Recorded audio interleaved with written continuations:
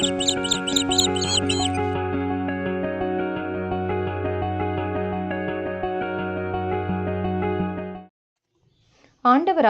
இயேசு கிறிஸ்துவின் இனிய நாமத்தில் பனிமய மாதா ஜெபக்குழு சார்பாக உங்களை சந்திப்பதில் மிகுந்த மகிழ்ச்சி அடைகின்றேன். நாம் இன்று தியானிக்க எடுத்திருக்கும் திருவசனம் புலம்பல் அதிகாரம் 3 இறைவசனம் 24.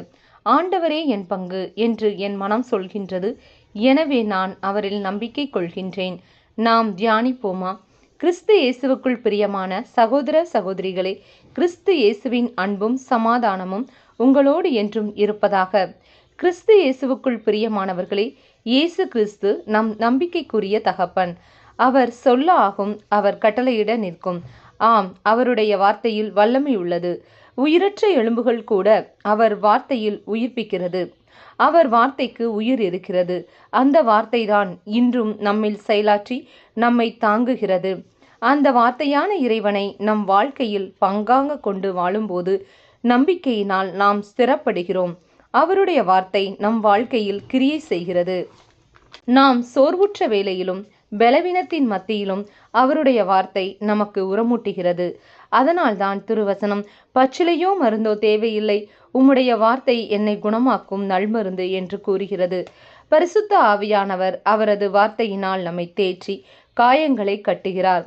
நாம் பரிசுத்த ஆவியானவரின் துணை கொண்டு வார்த்தையை தியானிப்பதன் மூலமாகவும் தியானித்ததை நம் வாழ்க்கையில் செயல்படுத்துவதன் மூலமாகவும் ஆண்டவரை உரிய பங்காக ஏற்று அவருடைய பிரசன்னத்தில் நாம் வாழ்பவர்கள் ஆவோம்.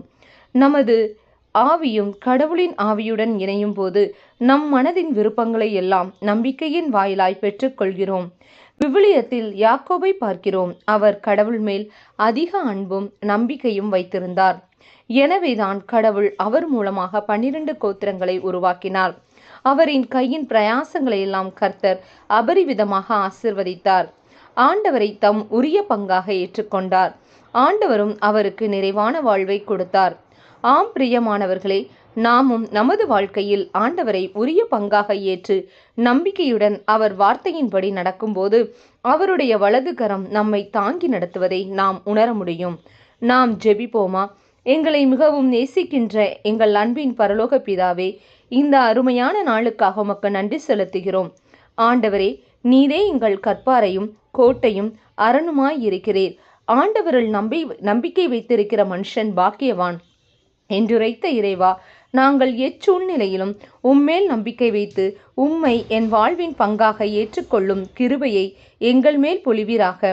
இந்த எளிய ஜெபத்தை இயேசு கிறிஸ்துவின் அதி உன்னத நாமத்தில் ஒப்புக்கொடுத்து ஜெபிக்கிறோம் எங்கள் நல்ல பிதாவே, ஆமேன். இந்த நாள் நம்பிக்கையின் நாளாக அமையட்டும். Praise the Lord.